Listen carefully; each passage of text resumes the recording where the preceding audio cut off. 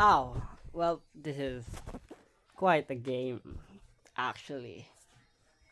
Look at my accuracy, 94.3. Unbelievable, right? Stupendous. And it's Monday, March 25, 2024. It's 1:23 p.m.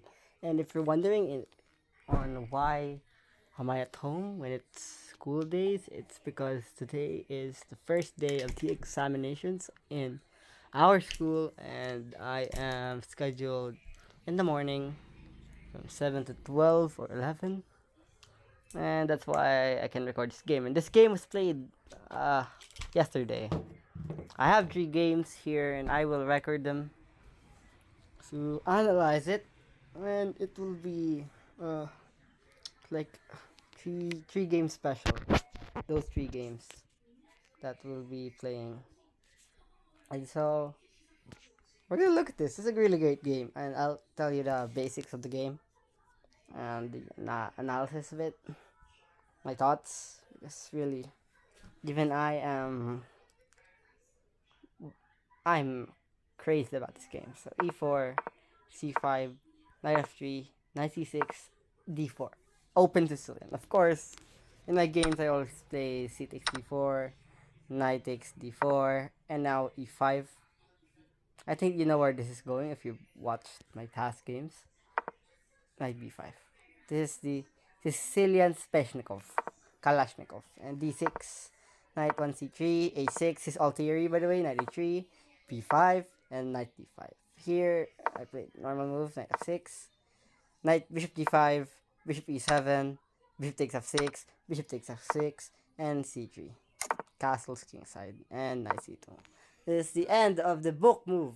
I played here. What I have watched, and the idea here is to play bishop e7. And here the idea is that this bishop, I wanted to attack in this diagonal because I know for a fact that this knight it will be will be painful to get out. So knight c3, yeah, h4. This is theory by the way, that if you take this pawn it's losing because there's queen h5. That's all theory. So h4, again, if you read or know the theory, you'd want to play h4, h5, and attack with pawn storm, something like that. Bishop g5, and now queen g4. You know, h4 wouldn't work because there's bishop takes e3. You know, after knight takes e3, you can't play this. Of course, there's knight e7, and your position will be slow and bad as you now have double pawns, and your knight is kind of trapped. So knight takes e3, and now knight e7 still, with the ideas of playing f5, so like d3, and now f5 or d5 is good for black. And now bishop d3, knight e7. That's also the idea of bishop d5. Forgot to mention is that bishop g5 was moved so that this will be avoided because this is also a problem. Rook d1. The doubled pawns is not really a preferred structure by any means in this kind of position, as it weakens my position. And now bishop g5 to avoid that trade, and now bishop d3, knight e7, now queen g4. Mistake. Now bishop c2, trying to remove that bishop. That is very hard to see because bishop c2, like say castles, there's bishop takes e3 still. Now after knight takes e3, bishop d5. The idea of this bishop c2 move is that this won't be a problem anymore. It just won't be a problem. f3. This is fine. This is equal. You see that? So that bishop c2, you also gotta learn theory to just know that. Because that is a problem, that bishop e3. But now after queen g4, knight takes d5 tactic, random tactic, I was like, what? And it took me like maybe 2 minutes. Am I wrong, or is it the next move I'm gonna take it 2 minutes on? 'Cause I played so well and used my time very nicely. Knight takes d5 is a great move. Because after knight takes d5, let me show you what happens when you play pawn takes. Is that g6, h4, Well, bishop takes c3, f takes c3, f5. Remember, I gave up on knight. I didn't actually give up on knight. Wait, I'm actually wrong. I actually took a knight. I forgot. Well, taking the knight is great. Because after knight takes d5, bishop takes d5, could actually take f5. Okay, I was wrong there. I thought I sacrificed a knight, so that's not. My bad. I forgot to say. So, taking the knight's idea, let's say pawn takes, was to remove white's active piece. Now g6 the idea, so that you can play f5. But right here, after knight takes d5, bishop takes d5, f5 is a better move. Now e takes d5, now f5 blunder. I thought I had attacking chances. I played it right away. I played that right away, okay? I forgot that after bishop takes, queen queen f6, queen f6, yeah, bishop e6 check. And now, after king h8 castles, now I don't have any attacks. Though, it's not that winning, you're just up a pawn. It's not very clear, but still, from an equal position, I have thrown the game. That's the mistakes you gotta avoid, because here the best move to play g6 or queen e7. g6 or queen e7, it also works.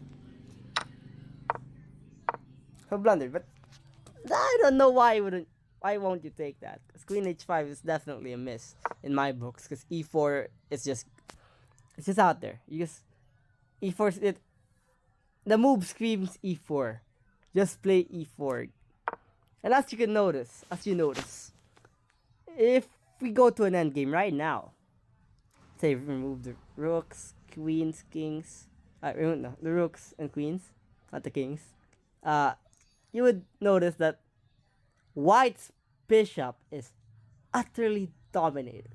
Utterly dominated, okay? Utterly. It's not, I'm not saying that the pawn chain or the pawn structure can't be destroyed. I'm just saying that white's bishop is so weak. As my pawns are in the light squares, and it would take you a lot of time, or some time, to get your bishop open now. So g6, trying to attack. Rook c8 is the, but I think in stronger engines, g6 is also, it's also given to be the best move. I'll look at that later. You can also look at it yourself. So queen e2, queen b6. You're gonna, here's trying to attack and support this queen side. Your rooks are connected, which helps them coordinate together in the future, and that's why after h4, bishop h6, g4. I think he was trying to attack, but also the point of queen d6 is to connect your rooks. Maybe play rook e8 later. But why would you play g4? Like, there's no attack. Literally no attack. Takes won't work because it's mate. So that's literally not viable. Just giving up a pawn. So h5, you're trying to make an attack, right? You're not tall. Okay, you're not tall. And now e3. e3's idea is that after pawn takes, there's literally rook e8. And now let's say pawn takes, bishop takes c3. Also rook takes c3. You could still play fancy like rook takes c3 because this isn't working because it's bishop h6. And after bishop takes, there's literally king d1, bishop d1 check, king d1, queen f2, king c1, rook e1 check, bishop harang, queen e3 takes, and bishop takes check. How can you not say that's winning? It's utterly winning. So you can literally finesse that. So h takes g6. E takes f to check. King f1. And now this is very tricky. It feels like the attack has stopped.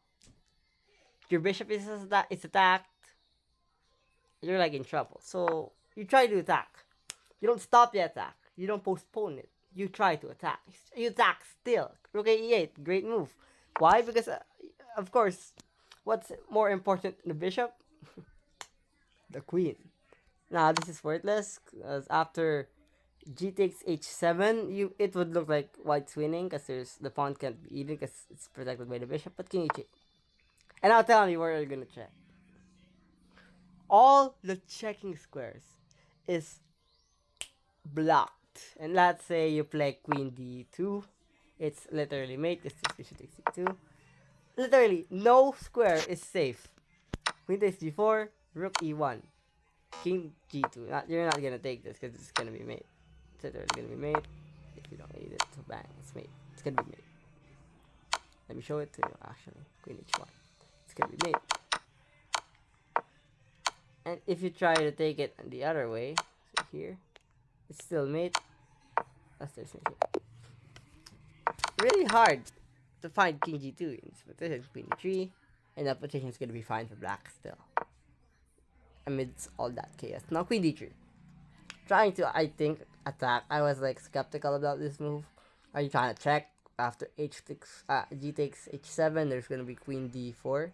Trying to create by Queen. Let's say I'm careless. I play this push one. Actually, you're not gonna take. You're just gonna push. And H7 is open for the enemy to attack. So you can't be really, careless in this position. That's why in this position, this is just mind-boggling. This move. Rook E1 check. Takes this sequence actually it's mind-boggling. Right here in the sequence after Queen to D3, the sequence is mind-boggling. Rook E1 check. Rook takes E1. Queen F takes E1 to Queen check. Double check. So King takes E1. Queen F2 check. Only move. Also the great move. Because if you don't check, you're gonna lose, definitely. And now after King to D1, do you know what's the best move here?